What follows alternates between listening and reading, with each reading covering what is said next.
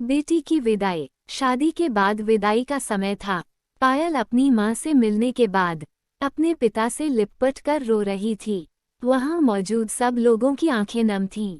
पायल ने घूंघट निकाला हुआ था। वह अपनी छोटी बहन के साथ सजाई गई गाड़ी के नजदीक आ गई थी।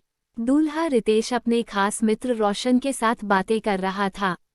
रोशन, यार रितेश सबसे पहले घर पहुंचते ही होटल अमृतबाग चलकर बढ़िया खाना खाएंगे। यहाँ तेरी ससुराल में खाने का मजा नहीं आया।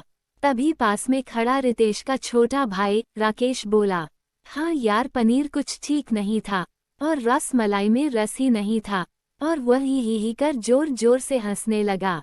रितेश भी पीछे नहीं रहा, अरे हम लोग अमृतबाग चलेंगे, जो खाना है खा लेना, मुझे भी यहाँ खाने में मजा नहीं आया, रोटियां भी गर्म नहीं थी।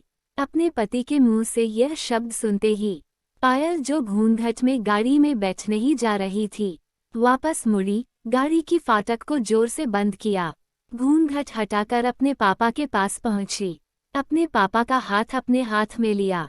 मैं ससुराल नहीं जा रही पिताजी, मुझे ये शादी मंजूर नहीं। ये शब्द उसने इतनी जोर से कहे कि सब लोग हक्के बक्के रह गए। सब नजदीक आ गए। पायल के ससुराल वालों पर तो जैसे पहाड़ टूट पड़ा। मामला क्या था, ये किसी की समझ में नहीं आ रहा था। तभी पायल के ससुर राधेश्याम जी ने आगे बढ़कर पायल से पूछा, लेकिन बात क्या है बहू? शादी हो गई है, विदाई का समय है, अचानक क्या हुआ कि तुम शादी को नामंजूर कर रही हो? रितेश की तो मानो दुनिया लूटने जा रही थी। वह भी पायल के पास आ गया, रितेश के दोस्त भी। सब लोग जानना चाहते थे कि आखिर इन वक्त पर क्या हुआ कि दुल्हन ससुराल जाने से मना कर रही है। पायल ने अपने पिता दयाशंकर जी का हाथ पकड़ रखा था। पायल ने अपने ससुर से कहा, बाबूजी, मेरे माता पिता ने अपने सपनों को मारकर हम बहनों को पढ़ाया लिखाया व काबिल बनाया है। आप जानते हैं एक बाप के लिए बेटी क्या मायने रखती है। आप व आपका बेटा नहीं जान सकते, क्योंकि आपकी कोई बेटी नहीं है।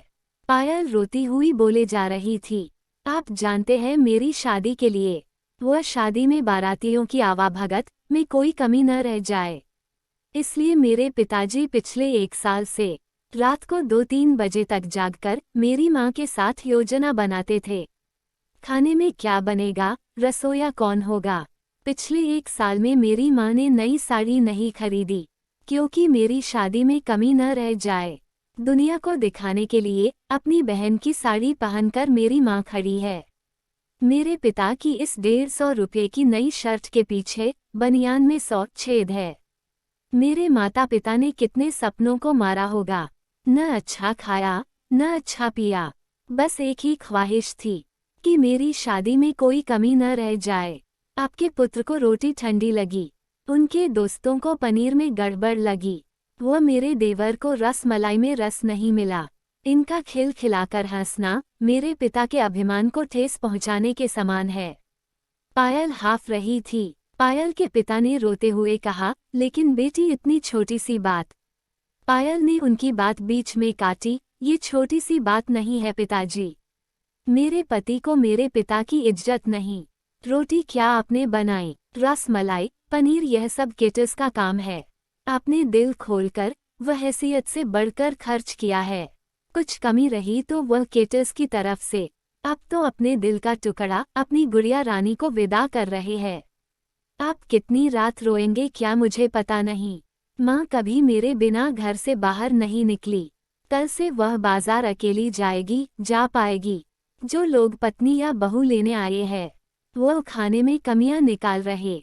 मुझमें कोई कमी आपने नहीं रखी, ये बात इनकी समझ में नहीं आई। दयाशंकर जी ने पायल के सर पर हाथ फिराया। अरे पगली, बात का बतंगड़ बना रही है। मुझे तुझ पर गर्व है कि तू मेरी बेटी है, लेकिन बेटा इन्हें माफ कर दे। तुझे मेरी कसम, शांत हो जा। तभी रितेश ने आकर दयाशंकर जी के हाथ पकड़ लिए। मुझे माफ कर दीजिए बाबूजी, मुझसे गलती हो गई। मैं उसका गला बैठ गया था, रो पड़ा था वह। तभी राधेश्याम जी ने आगे बढ़कर पायल के सर पर हाथ रखा। मैं तो बहू लेने आया था, लेकिन ईश्वर बहुत कृपालु है।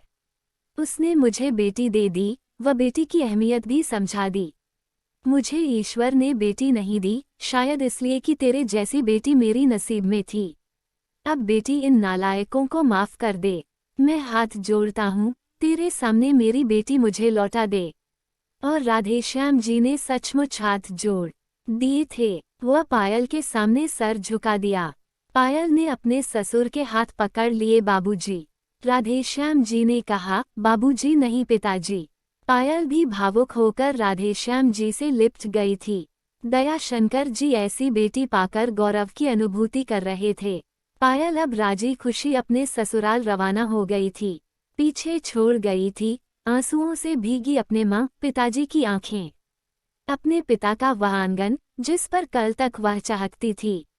आज से इस आंगन की चिड़िया उड़ गई थी, किसी दूर प्रदेश में और किसी पेड़ पर अपना घरौंदा बनाएगी। ये कहानी लिखते वक्त मैं उस मूर्ख व्यक्ति के बारे में सोच रहा था, जिसने बेटी को सर्वप्रथम पराया धन की संज्ञा दी होगी। बेटी माँ बाप का अभिमान व अनमोल धन होता है, पराया धन नहीं। कभी हम शादी में जाए तो ध्यान रखें कि पनीर की सब्जी बनाने में एक पिता ने कितना कुछ खोया होगा। वह कितना खोएगा। अपना आंगन उजाड़कर दूसरे के आंगन को महकाना कोई छोटी बात नहीं। खाने में कमियां न निकाले। बेटी की शादी में बनने वाले पनीर, रोटी या रसमलाई पकने में उतना समय लगता है जितनी लड़की की उम्र होती है। ये भोजन सिर्फ भोजन नहीं, पिता के अरमान व जीवन का सपना होता है। बेटी की शादी में बनने वाले पकवानों में स्वाद कहीं सपनों के कुचलने के बाद आता है। वह उन्हें पकने में सालों लगते हैं। बेटी की शादी में खाने की कद्र करें। दोस्तों, ये कहानी नहीं बल्कि यह एक सच्चाई है। आप लोगों को कैसी लगी कमेंट बॉक्स में जरूर बताएं। और हाँ, नए हैं तो चैनल को लाइक करें और सब्सक्राइब करना ना भूलें। धन्यवाद।